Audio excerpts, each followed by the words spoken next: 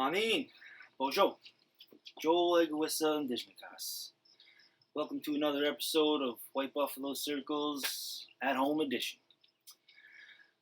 Today's my last White Buffalo Circles video of the school year. And one thing that's really been coming up in the schools and at homes, just things that we've been hearing in education, is mental health. Our students are social creatures, they're social beings, and being isolated during this pandemic has really affected many of our students, and not just students, many of our, as human beings, our mental health. One of my lessons was about this beauty right here, the medicine wheel. And when I do medicine wheel teachings for kindergarten students, again, there's hundreds and hundreds of teachings in this little circle with those 4 quadrants. But again, my kindergarten lesson is a lot different than the lesson that I do for older students and adults. So one of the many teachings of the medicine wheel is self. Each and every one of you, every human being on this planet, has a medicine wheel inside of them. They have a medicine wheel that they need to look after and take care of and be mindful of. And in the medicine wheel, you see the 4 quadrants. So there are 4 parts of us as human beings that we need to be aware of and we need to take care of. And we need to understand ourselves as a holistic being. So often in our society today, we compartmentalize everything. Not just the medicine wheel teachings and not just the 4 parts of self, but everything needs to be categorized and fit into a little box in order to work in the system that we've created today. Everything is connected in the circle.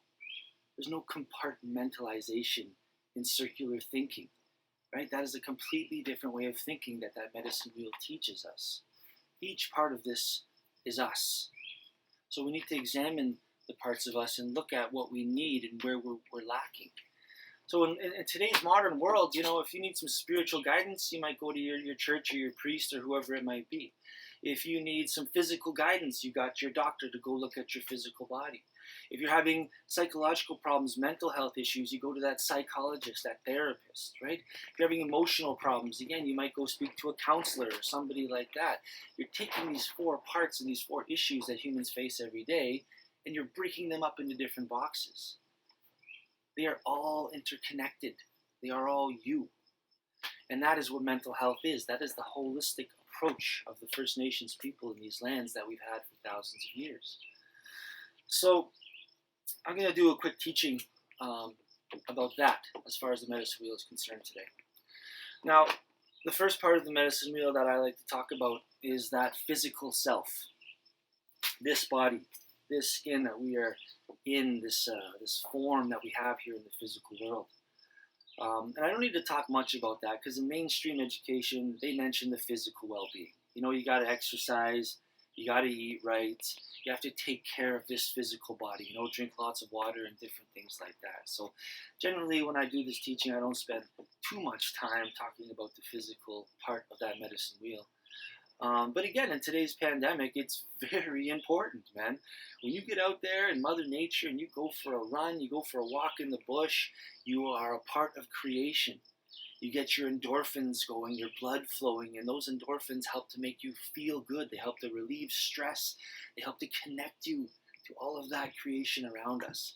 And that creation is what helps to make us feel whole, being a part of all of creation. And nowadays, doctors will even prescribe you 2 hours in the bush a week. It's a medically proven fact that when you get out in that bush and you walk in creation and you connect with Mother Nature, your stress levels go down, your blood chemistry changes, your blood pressure, things that cause physical illness. It helps to deflect all of that and take those levels down. So physical exercise is important. When you're talking about the medicine wheel, I know it kind of looks like compartmentalization a little bit as far as the quadrants go, but we're talking about balance. Whenever you're talking about a circle and circular thinking, you are talking about a balance in the 4 areas of the medicine wheel. So the physical is no more important than any other part of the medicine wheel. But again, it's huge now in this pandemic to get out and connect with Mother Nature, get your heart pumping, get some sweat going. It makes you feel better. And that's huge right now. So the physical part of the medicine wheel. As we move down here, we're talking about our mental selves. I work in education.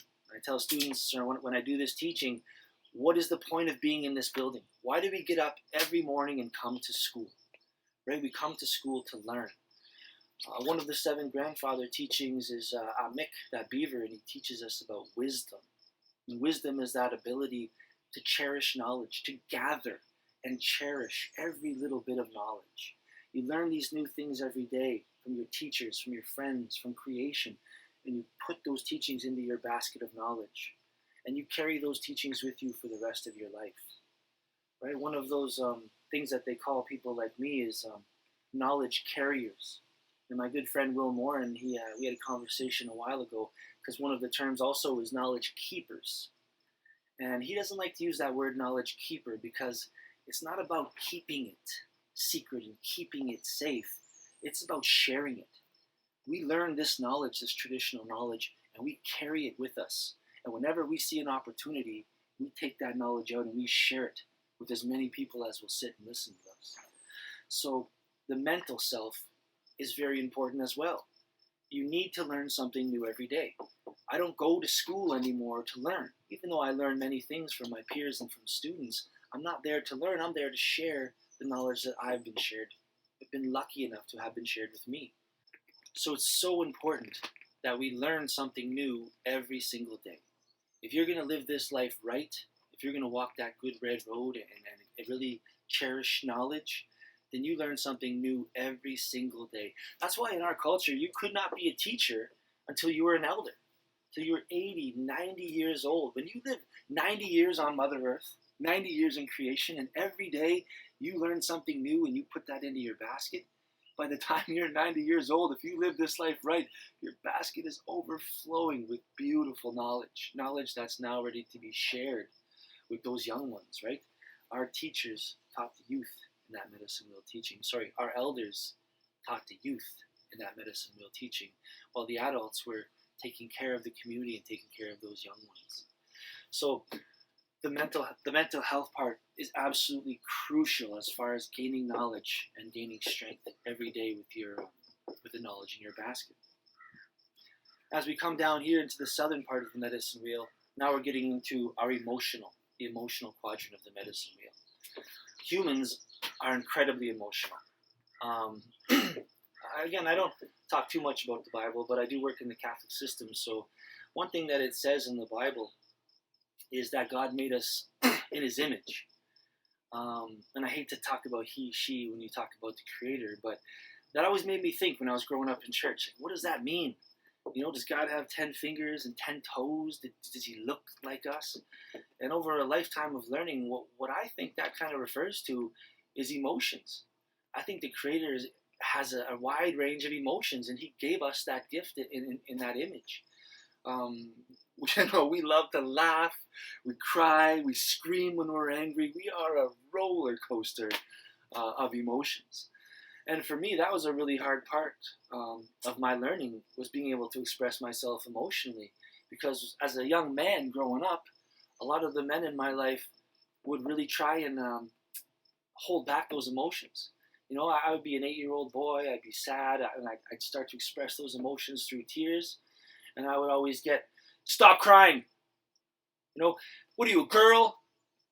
Men don't cry."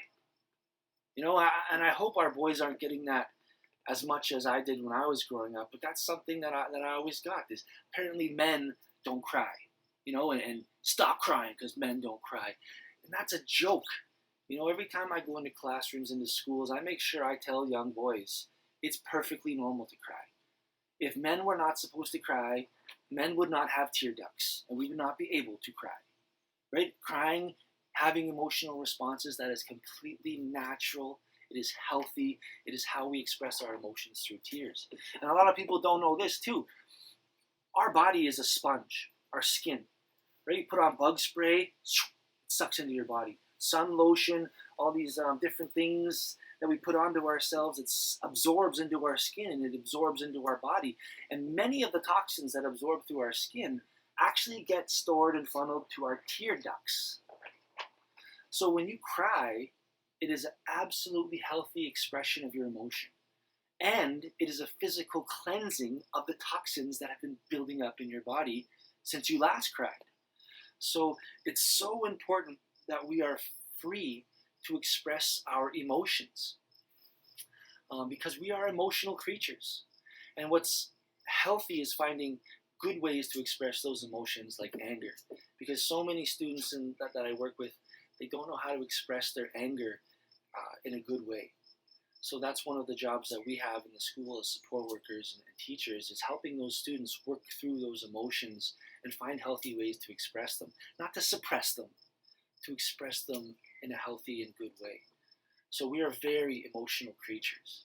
As far as I know, we are the only creatures on earth that cry tears. You know, there's some creatures that do have tears, but it has nothing to do with their expression of emotion, right? God gave us that gift of emotion, and it's a blessing. It's something that we need to take care of as part of our medicine wheel. Lastly, we have the spiritual part.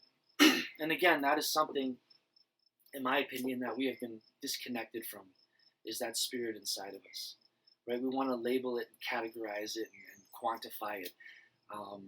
It's energy. I talk about that shkode, that spirit inside of us, the connection that we have to all living things.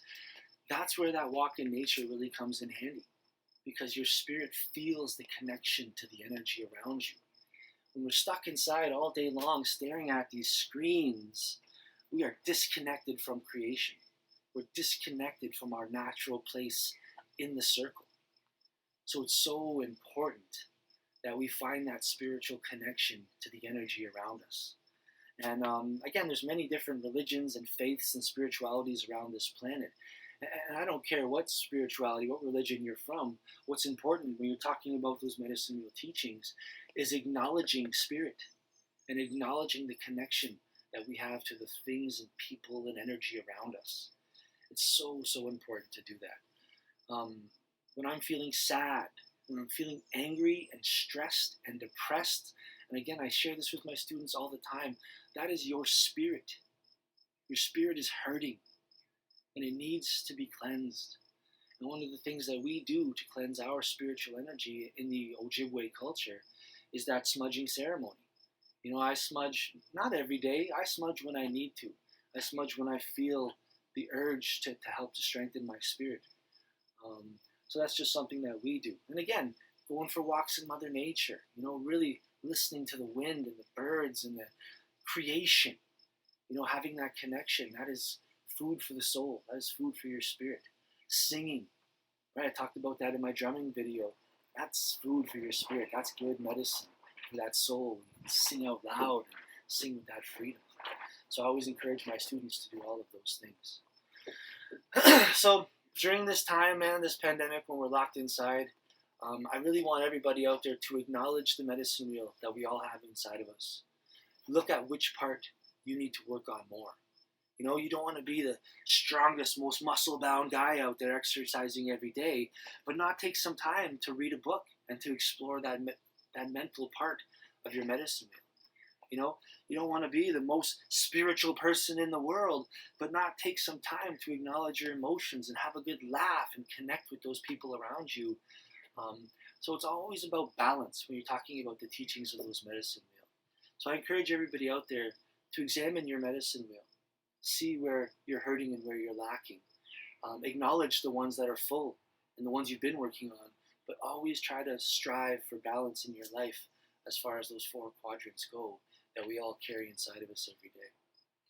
So, you know, miigwech everybody for watching my videos. I really hope that they've been helpful. I know I've enjoyed doing it. It's been good and healthy for me to do these videos because I can't teach like I did before.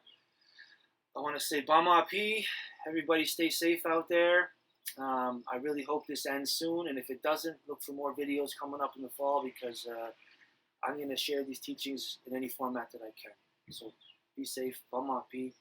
Take care of yourselves.